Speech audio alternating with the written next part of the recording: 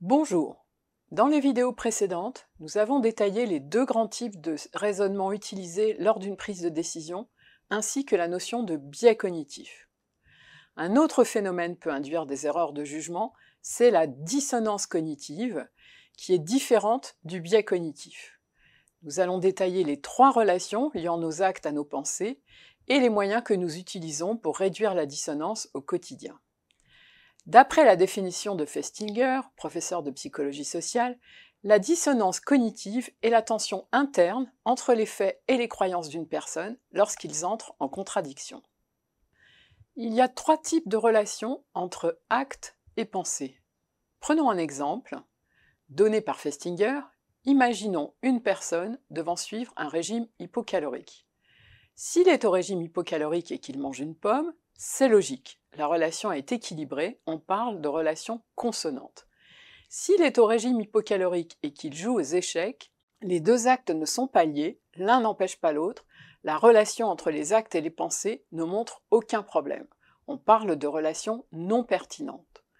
En revanche, s'il est au régime et s'il mange des beignets, il est en plein paradoxe. L'individu va donc chercher des justifications pour réduire la tension interne. On parle ici de dissonance cognitive.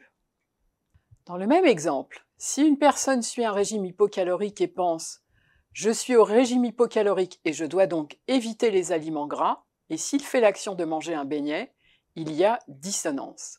La diminution de la dissonance cognitive peut être obtenue de trois manières. Il peut changer d'acte et respecter sa décision initiale de suivre un régime hypocalorique en arrêtant de manger des beignets.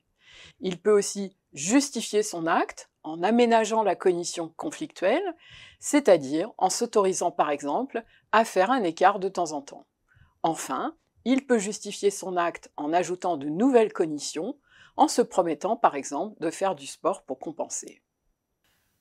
En médecine, l'effet placebo serait la conséquence de l'évitement d'un état de dissonance cognitive dans lequel entrerait un patient lorsqu'il suit un traitement médical, ce d'autant plus qu'il est coûteux ou douloureux. Pour que son investissement personnel n'apparaisse pas comme inutile, le patient va rechercher des signes d'amélioration de sa santé afin de réduire la dissonance.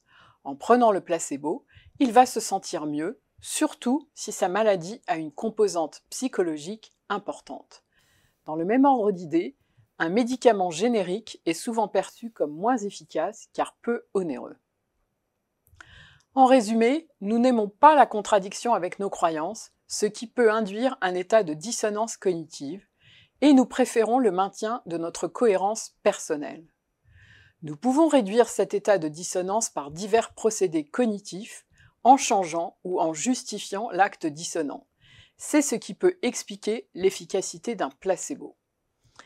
Cette première série de diapos nous montre que le fonctionnement de notre système de pensée est complexe et peut générer des erreurs de jugement via certains raccourcis cérébraux, tels que les biais cognitifs ou la dissonance cognitive. Peut-on éviter ces travers cognitifs ? Eh bien non, pas vraiment, mais tout n'est pas perdu.